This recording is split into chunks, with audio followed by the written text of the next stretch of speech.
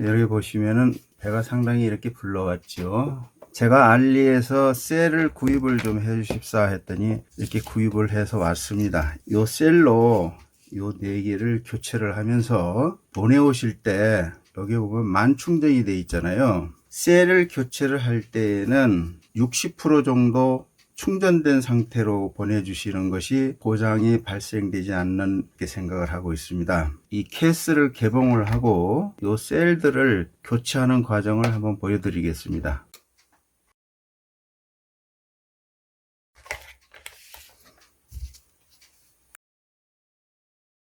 화면을 보면서 드론을 추락시켰던 저와 같은 상황이 발생되지 않기 위해서 이야기해 보도록 하겠습니다. 제가 카메라를 취미로 사용하다가 매빅2가 출시되길래 구입을 하고 난 다음에 한 3, 4개월 정도 만에 수장을 시켰습니다. 수장시켰던 사유는 저 낙동강에 보면은 용산 지역에 아파트 단지가 있습니다. 그것을 촬영하기 위해서 나의 지금 위치에서 드론을 이륙시킨 다음에 아파트 앞 강변까지 비행을 시켰습니다. 그 상태에서 조금이라도 더 좋은 영상을 얻기 위해서 강 밑에 쪽으로 서서히 높이를 내렸습니다. 조종기만 보고 5m 정도면은 되겠지 하고서 5m 정도로 내렸는데 나의 위치와 드론이 있는 위치의 고도는 5m 이상 됐습니다. 여기 보시면은 간단한 물막이가 있는데 이 물막이가 있기 때문에 나의 위치 고도와 드론에 있는 위치의 고도는 차이가 있었던 것입니다. 내 위치에 5m만 믿고 내리다가 바로 수장을 시켰습니다. 드론을 날릴 때 고도값을 꼭 확인을 하시고 비행을 하실 것을 권합니다.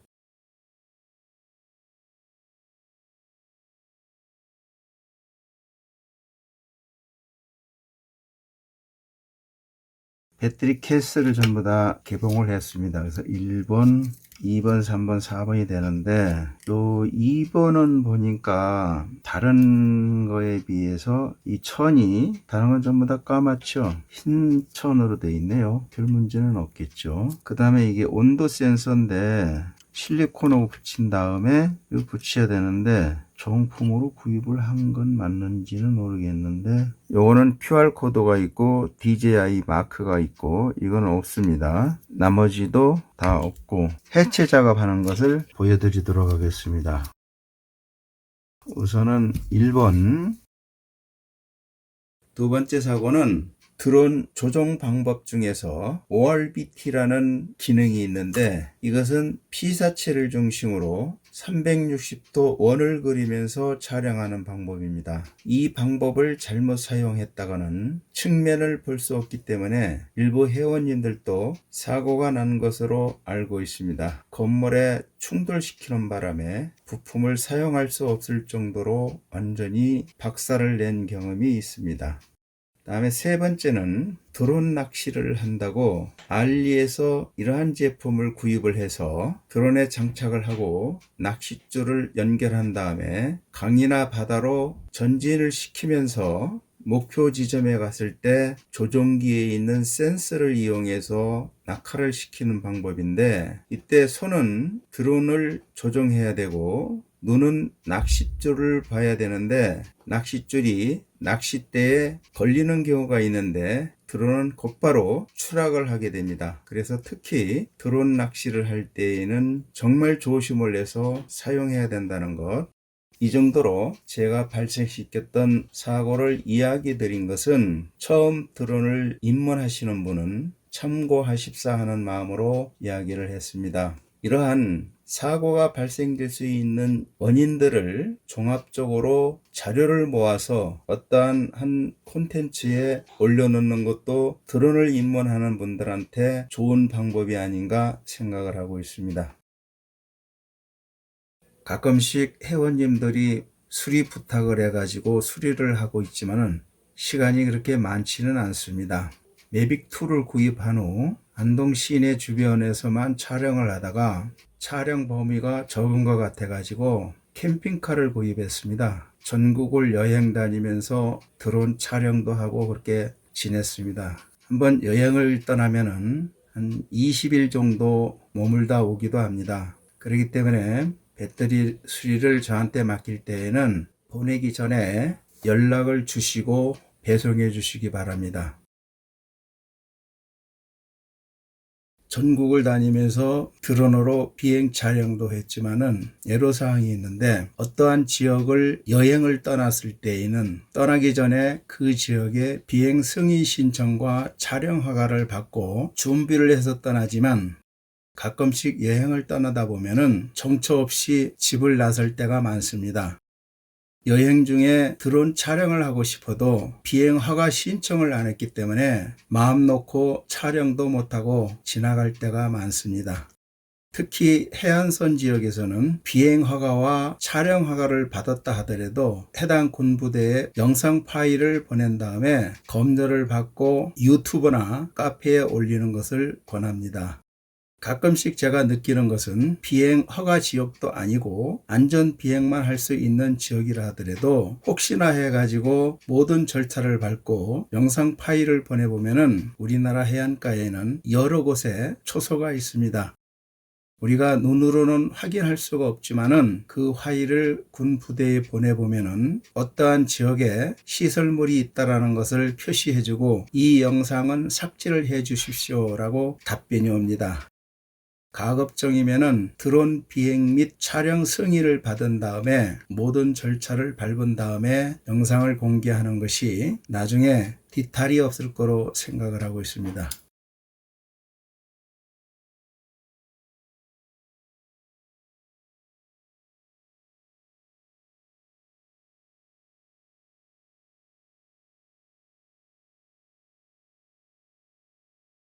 배터리 셀 교체를 다 마쳤습니다. 여기 1번, 요게 2번, 요게 3번, 요게 4번인데 요 2번은 정품하고는 좀 차이가 났어요.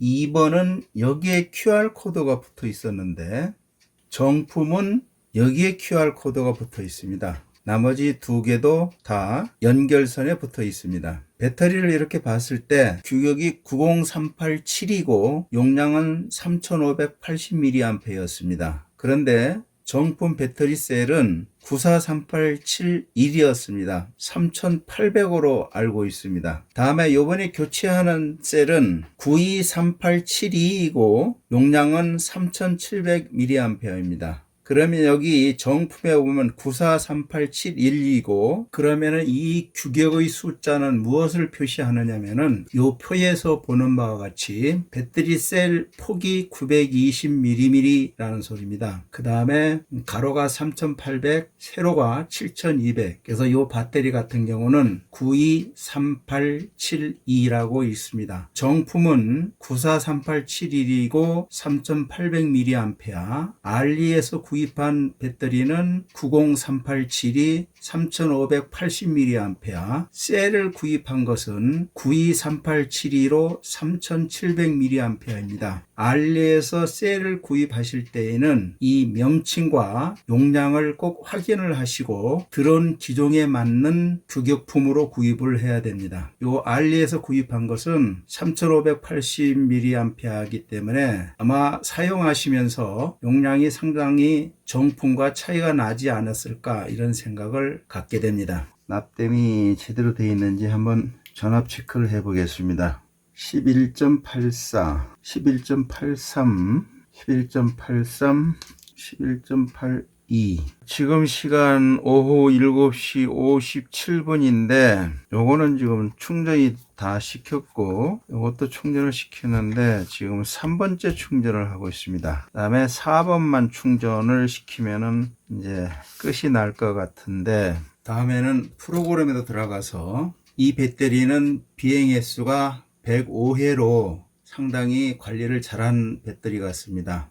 최종적으로 셀 교체를 한 다음에 여기서 보는 바와 같이 카운터는 제로로 세팅을 했고 나머지 값들도 세팅을 할 예정인데, 여기서 제가 한마디 드리고 싶은 것은 카운터가 105회에서 당연히 셀 교체를 했으니까 카운터를 제로로 해줬는데 배터리를 한 20-30회 비행을 시킨 다음에 이거를 제로로 해놓고 중고로 판매를 한다라고 한다면은 구입하는 사람의 입장에서 한번 생각을 해봐야 되지 않겠는가. 앞에 영상에서도 설명을 드린 바와 같이 드론을 비행시키기 전에 배터리 셀 상태에는 정상적으로 표시가 됐었습니다. 그러나 비행을 시키면은 배터리 셀이 확 내려가듯이 중고 사이트에 올라와 있는 셀 녹색 표시 등은 과연 믿을 수가 있는가? 그 다음에 비행 횟수도 믿을 수가 있는 것인가? 왜 이런 얘기를 하느냐면은 바로 전에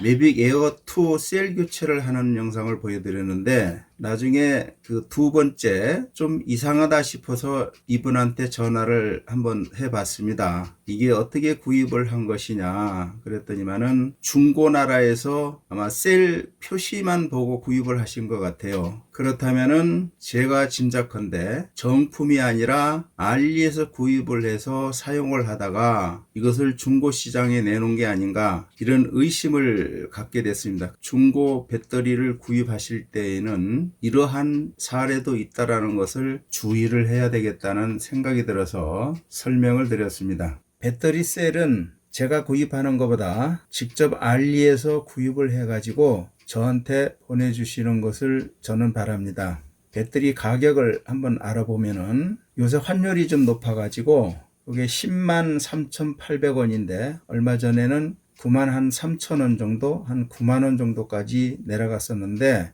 지금 환율 때문에 상당히 높은 것 같습니다. 한 대만 구입을 했을 때는 배송비 포함해서 11만 5,757원이네요. 이것은 위에 있는 셀하고 용량이나 모든 게 똑같습니다. 이 셀을 사용할 때에는 영상에서 보여드린 것과 마찬가지로 셀 교체할 때 납땜을 직접 해야 되는 그런 셀입니다. 그 다음에 요거는 앞에는 3850mAh였는데 4075mAh로 용량 면에서는 이 배터리가 아마 괜찮을 것 같습니다. 가격이 약간 허른 건데 이것을 사용해 본 결과 사용 시간이 한 5분 정도 짧은 걸로 제가 테스트를 한번 해봤습니다.